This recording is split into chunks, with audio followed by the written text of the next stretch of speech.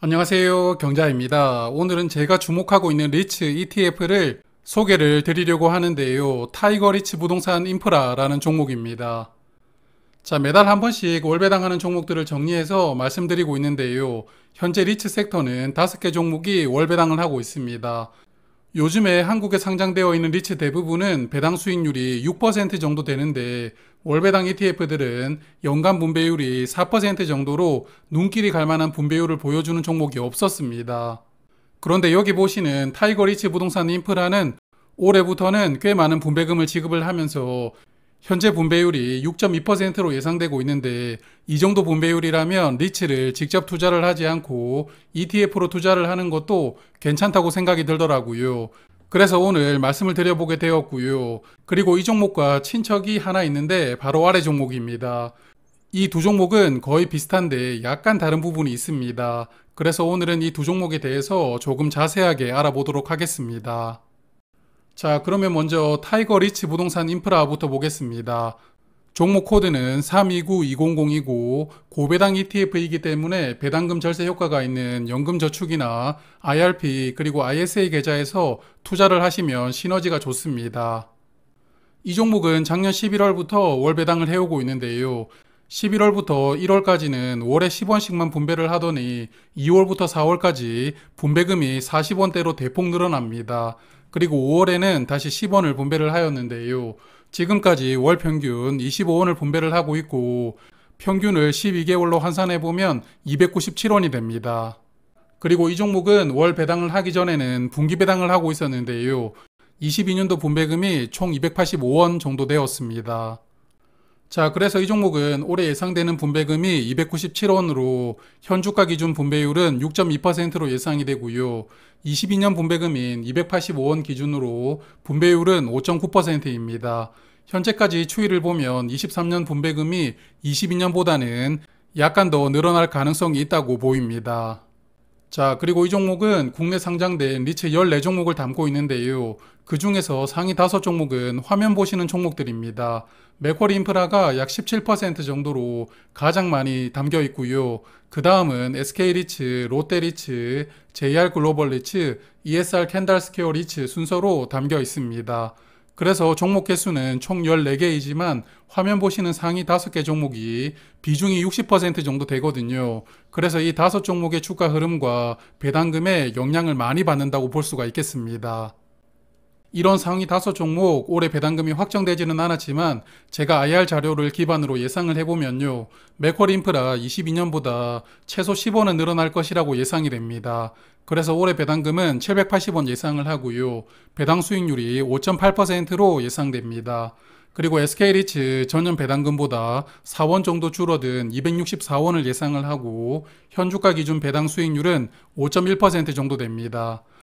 그리고 롯데리츠는 IR 자료를 보니까 올해 배당금이 전년보다는 꽤 많이 줄어들 것으로 예고를 하고 있더라고요. 그래서 전년보다 60원 정도 줄어든 246원 정도를 예상을 해보았고요. 배당 수익률이 6.2% 정도 될 것 같습니다.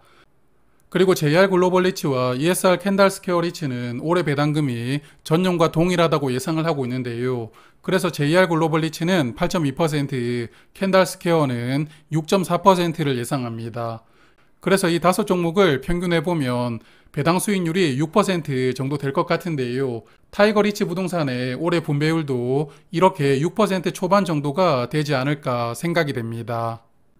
그리고 이 종목은 19년 7월에 상장을 했는데요. 현재 자산 총액이 2,846억 원입니다.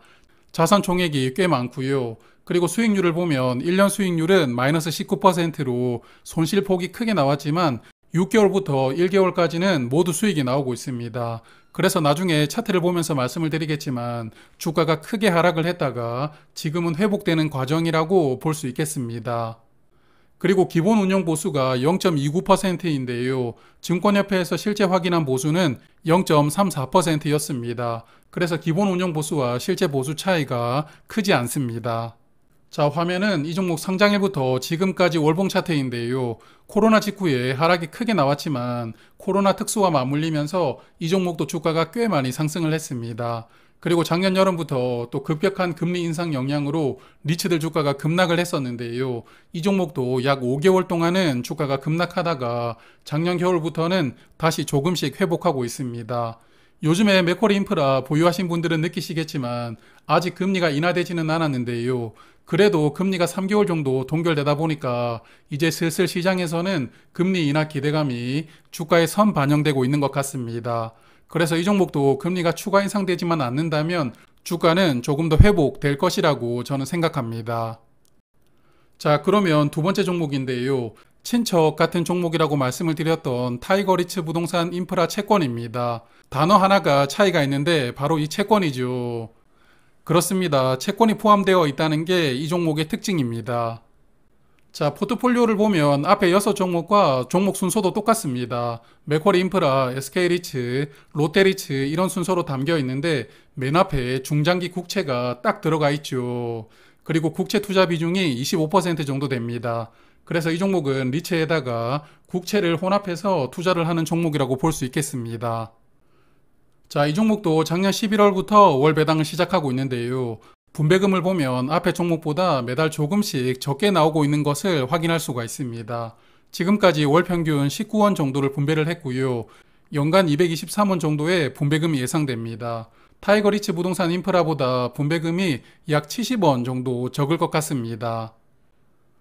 그리고 이 종목도 작년에는 분기 배당을 했었는데요. 총 185원을 분배를 했더라고요. 그래서 작년 기준으로 두 종목을 비교를 해보면 약 100원 정도 차이가 나왔습니다. 타이거리츠 채권은 현주가 기준으로 연간 분배율이 4.5% 정도 예상됩니다. 그리고 22년 분배금 기준으로는 3.7%인데요. 올해 남아있는 기간 동안 분배금이 어떨지는 모르겠지만 작년보다는 분배금이 늘어날 것으로 전망을 하거든요. 그래서 연간 분배율은 4%대 초중반 정도가 되지 않을까 생각을 해봅니다.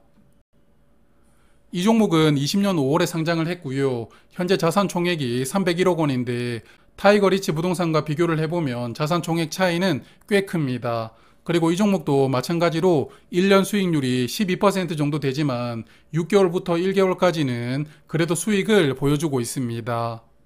그리고 기본 운영 보수는 0.22%이고요. 실제 운영 보수는 0.25%입니다. 그래서 앞에 종목과 비교를 해보면 운용 보수가 약 0.1% 정도 차이가 나는데요. 큰 차이는 아니라고 생각합니다. 화면은 이 종목 상장 이후 월봉 차트인데요. 여기 보시면 중간에 주가가 급등이 나왔다가 거의 되돌려졌던 적이 있었는데요. 아무래도 주무 실수 아니었나 그렇게 생각이 됩니다. 여하튼 이 부분을 제외하면 비교적 주가 흐름이 플랫했다고 볼 수 있는데요.